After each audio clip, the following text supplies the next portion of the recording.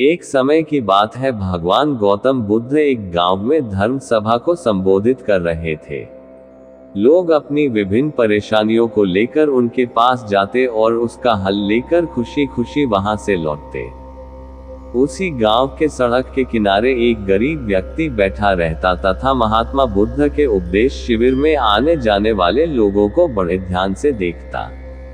उसे बड़ा आश्चर्य होता कि लोग अंदर तो बड़े दुखी चेहरे लेकर जाते हैं, लेकिन जब वापस आते हैं तो बड़े खुश और प्रसन्न दिखाई देते हैं। उस गरीब को लगा कि क्यों न वो भी अपनी समस्या को भगवान के समक्ष रखे। मन में यह विचार लिए वह भी महात्मा बुद्ध के पास पहुंचा। लोग पंक्तिबद्ध खड़े होकर अपनी समस्या को बता रहे थे। जब उसकी बारी आई तो उसने सबसे पहले महात्मा बुद्ध को प्रणाम किया और फिर कहा, भगवान, इस गांव में लगभग सभी लोग खुश और समृद्ध हैं। फिर मैं ही क्यों गरीब हूँ? इस पर उन्होंने मुस्कुराते हुए कहा, तुम गरीब और निर्धन इसलिए हो क्योंकि तुमने आज तक किसी को कुछ दिया ही नहीं।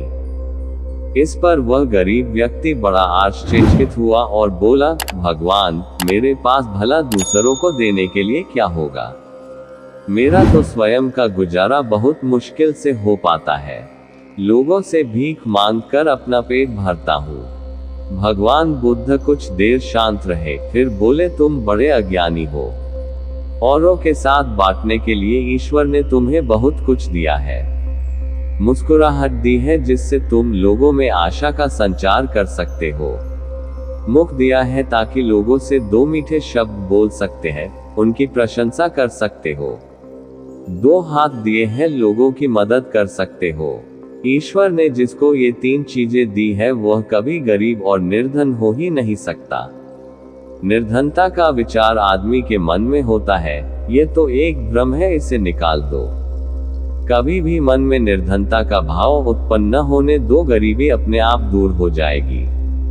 भगवान बुद्ध का संदेश सुनकर उस आदमी का चेहरा चमक उठा और उसने इस उपदेश को अपने जीवन में उतारा, जिससे वह फिर कभी दुखी नहीं हुआ। कहानी अच्छी लगी हो तो हमारे चैनल को सब्सक्राइब करें, ऐसे ही कहानियां हम आपके लिए लाते रहेंगे।